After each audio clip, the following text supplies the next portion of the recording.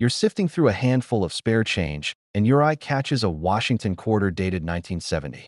It looks ordinary until you hold it under a loupe and notice something off.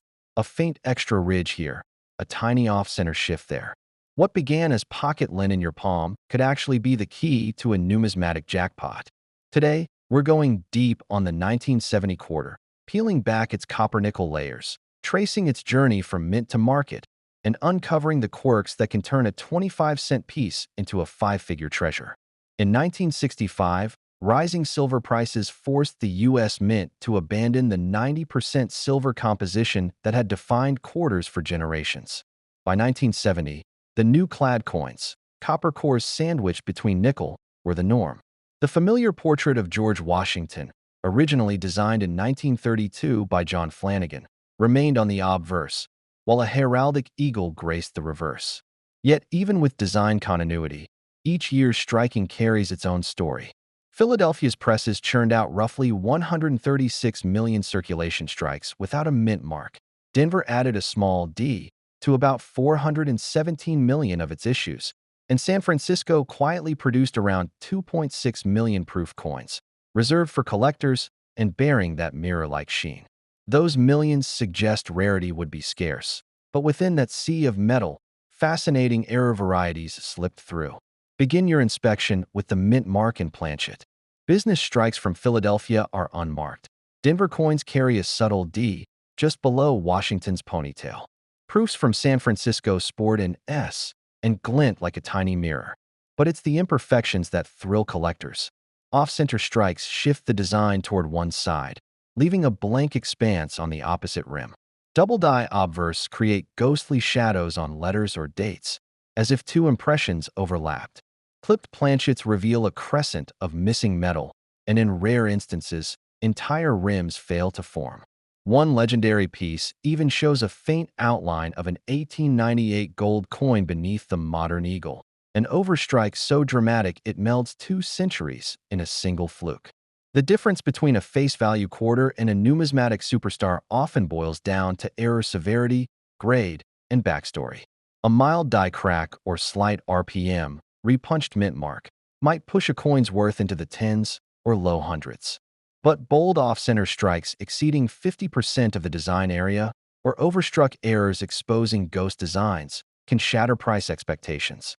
Not long ago, an overstrike error, where a San Francisco proof quarter accidentally landed on a gold $5 planchet, crossed the auction block at nearly 6 figures. It had been hiding in a button collection, mistaken for costume jewelry, until a curious collector spotted the gold lettering beneath the eagle's wings. Standard uncirculated 1970 quarters in mint state 67 seldom fetch more than a couple $1,000s at specialist auctions. Yet errors in comparable grades can roar into six-figure territory. That gap speaks to collectors' hunger for true anomalies, coins that break the rules of manufacture. A Denver business strike graded MS67 Plus might sell for around $2,000. In contrast, a proof quarter with a dramatic clipped planchet error in PR68 condition might command tens of thousands, simply because it stands out from every other example. If you're assessing a 1970 quarter, note the hair details on Washington's neck, the sharpness of the denticles around the rim, and any unexpected gaps or doubling in the mint mark. A flawless mirror surface on a proof coin, free of the tiniest drag lines, indicates PR69 or even PR70, grades that can triple or quadruple value. Business strikes graded MS65 can be found for under $20, but MS67 examples often climb past $50. Extreme cases, MS68 with a bold RPM or proof mirrored fields can vault into the thousands. Condition and error type combine to form a value matrix that keeps dealers and auctioneers on their toes. Market demand plays a huge role. Collectors prize low-mintage anomalies, proofs accidentally released into circulation, or Denver coins with a stubborn die clash leaving raised lines across the field. Supply is finite. Once one of these rare pieces emerges, it often vanishes into a private collection. Auction houses relish the drama, pitting bidders against each other until the gavel falls on sums that dwarf the coin's face value by orders of magnitude. Stories behind the sales make the numbers come alive. One collector spotted an off-center 1970 quarter in a pocket change lot at a flea market. He paid 25 cents for the roll. Months later, after grading and authentication, it sold for over $22,000. Another found a proof S with a faint second S stamped beneath the primary mint mark, an RPM proof error. That coin changed hands for nearly $15,000 at a regional coin show. Tales like these fuel the thrill. You're not just buying metal, you're buying a narrative, a one-of-a-kind accident frozen in time. Even everyday examples hold interest. A well-worn quarter with light hairlines and smooth rims might still fetch a premium if it slips into an unexpectedly high grade, like VF35 or EF40. Subtle die cracks crossing Washington's cheek or faint doubling on Liberty can nudge a common date into the $5 to $10 range. Collectors use magnification tools and UV lights, searching for die polish lines or microscopic doubling that escape detection at the mint.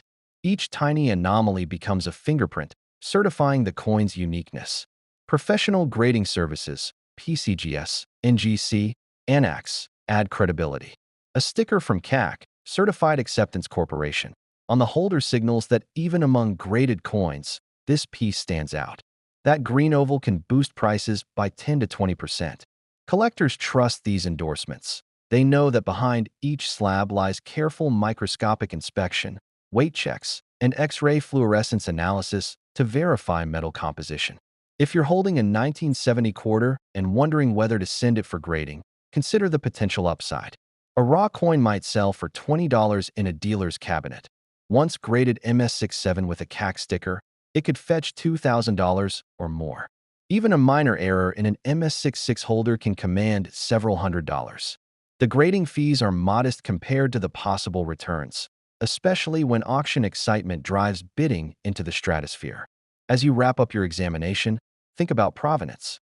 Coins with clear pedigrees, those traced from original mint sets or previously owned by prominent collectors, often outperform anonymous submissions.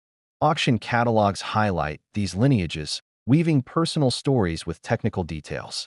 A coin that once belonged to a renowned numismatist or featured in a museum exhibit carries intangible value that collectors prize. Before moving on, take a moment to appreciate the serendipity. That 1970 quarter began its life as everyday currency, destined to pay for coffees and laundromat tokens. Instead, a tiny misfeed in the press elevated it into a collectible marvel. Whether you found yours in circulation, inherited a roll from a relative, or dug it out of a jar on your dresser, this coin connects you to the hidden drama of mint machinery and the unpredictable quirks of mass production. Next, we'll turn our attention to the 1966 Washington quarter, a date that, at first glance, seems unremarkable but conceals its own lineup of die varieties, proof surprises, and low mintage mysteries. We'll explore how that transitional year yielded errors every bit as thrilling as the 1970 and how you can spot the markers that turn a run-of-the-mill piece into a headline-making auction darling. As we shift our focus to the 1966 Washington quarter, picture holding one between your fingertips, its once brilliant fields now bearing the gentle patina of 50-plus years in circulation. At first glance, it seems unremarkable, a familiar portrait of Washington, a crisp date, and the eagle aloft on the reverse. Yet this transitional year, sandwiched between the old silver era and the modern clad age, produced a surprising array of subtle die varieties and striking accidents. Beneath that seemingly plain surface lies a playground for specialists who know exactly where to look for the cracks, the doubled letters, and the misfeeds that turn a 25-cent piece into a numismatic prize. By 1966, the U.S. Mint had fully embraced the copper-nickel-clad composition introduced in 1965, eliminating the 90% silver planchets that had defined quarters for decades. That change solved the melting for metal crisis, but also sparked collector disappointment and a surge of interest in any lingering silver survivors or unusual die work. The Philadelphia Mint produced roughly 425 million circulation strikes that year, all without a mint mark, while Denver struck about 345 million bearing the familiar D. San Francisco, still producing proof-only coins, struck a modest 1.9 million pieces in the mirror finish proof sets. Those proof coins were sold directly to collectors, not released for pocket change, a separation that makes any proof-like or proof-marked piece found in circulation a compelling rarity. On a standard 1966 quarter, the obverse retains Flanagan Washington portrait with fine hair detail and well-defined drapery lines in the bust. The reverse eagle's feathers should be sharply struck, with clear separation between each plume. Yet within those millions, tiny die adjustments produced at least half a dozen recognized obverse and reverse die marriages, each leaving minute differences in line thickness or die polish lines. Mint mark position on Denver issues shifts slightly from die pairing to pairing, a telltale sign for the trained eye. Planchet quality that year varied too. Some coins show lamination flakes, where the copper core separates from the nickel cladding, while others display faint lamination streaks invisible without magnification. Error collectors prize 1966 quarters for a series of die cracks, die chips, and the occasional double die obverse. The doubled 66 date can appear on a handful of Philadelphia strikes, doubling the numerals so faintly that only a magnifier reveals the shadow image. More dramatic are the die chips around the rim, creating small raised blobs of metal that look like freckles along Washington's neck or the eagle's wings. Broad strikes, where the retaining collar fails to engage and the coin flares out slightly, are scarce but exciting. Clipped planchets, where a curved section of metal is missing, occur when the blanking press overlaps two blanks. A quarter with a 20 to 30% clip can command several $100s in choice grades. One of the rarest 1966 varieties is the proof-like business strike. A handful of Denver business strike dies received extra polishing, producing partially mirrored fields that mimic proof coins. Those pieces slip into circulation unnoticed until someone spots the dazzling reflection. Even more elusive are mule errors, where a quarter die accidentally pairs with a dime reverse. But none have been definitively authenticated for 1966, making any candidate the subject of fierce debate among specialists. When it comes to market value, most circulated 1966 quarters trade for between 25 cents and $2, depending on where and eye appeal. Uncirculated MS60 through MS64 examples typically range from $3 to $10. Move up to MS65 and you're looking at $12 to $18, while MS66 specimens command $25 to $40 in dealer showcases. Error examples change the equation. A clipped planchet in MS65 might fetch $75 to $125, whereas a bold die crack or die chip variety in MS66 could reach $150 or more. The faint double-date quarters, once authenticated, often settle in the $200 to $350 range in high AU to low uncirculated grades. Auction records underscore the potential upside. A particularly striking MS67 die crack quarter, its crack arcing from rim to wreath on the reverse, sold for $1,800 at a specialist sale in 2022. A clipped planchet MS66 example realized $950 when offered with full photographic provenance.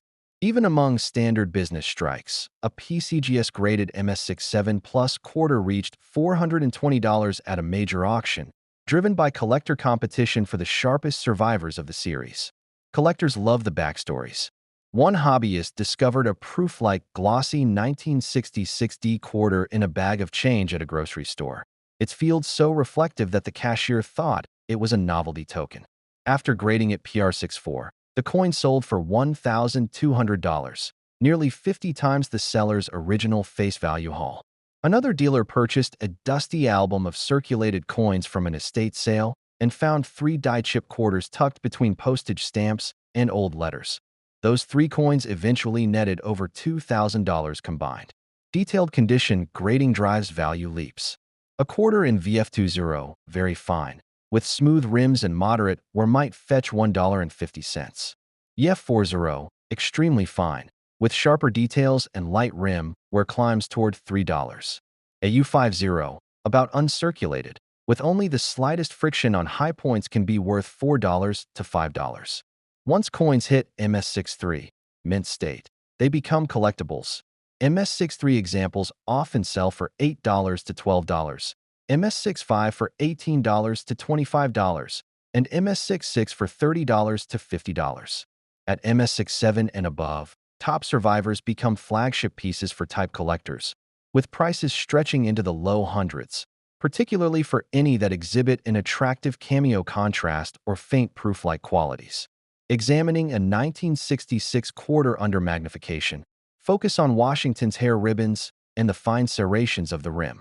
Any softening or blending of those features indicates circulation wear. Look for microscopic die polish lines in the fields. Proof-like coins show horizontal polish lines, while business strikes are typically smoother. Under raking light, die cracks appear as thin raised lines. Tilt the coin to reveal metal flow around a clipped planchet. 4 doubled dies. Position the coin under a loupe at 10 times magnification, rotating slowly to catch the shifted image on the date or lettering. Professional grading greatly influences final sale prices. A PCGS or NGC slab signals that the coin has passed weight, composition, and visual inspections. Coins bearing a CAC sticker further reassure buyers that the grade is solid for the holder. That sticker alone can add 10 to 15% to the hammer price.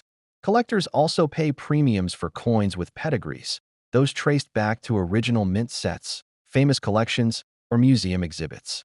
Auction catalogs highlight such histories, elevating a coin from a mere metal disc to a piece of numismatic lore.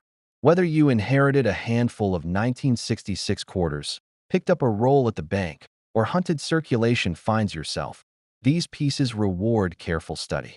Even if your coin falls in the common MS63 or MS64 range, checking for subtle die cracks or faint doubling can unearth a surprise.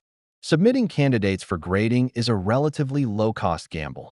A $20 raw coin could become a $200 slab, and the excitement of opening that package is part of the thrill. As we prepare to wrap up our exploration, remember that the 1966 Washington quarter stands at the crossroads of change, both in metal and in collector attitudes. Its high mintage hides a world of varieties that only reveal themselves to the patient eye. Up next, we'll tie both the 1970 and 1966 quarters together, exploring how these transitional issues reflect broader shifts in U.S. coinage and what that means for your collection's future. Whether you chase errors, perfect strikes, or the stories behind each sale, these quarters offer a lifetime of discovery in every stack.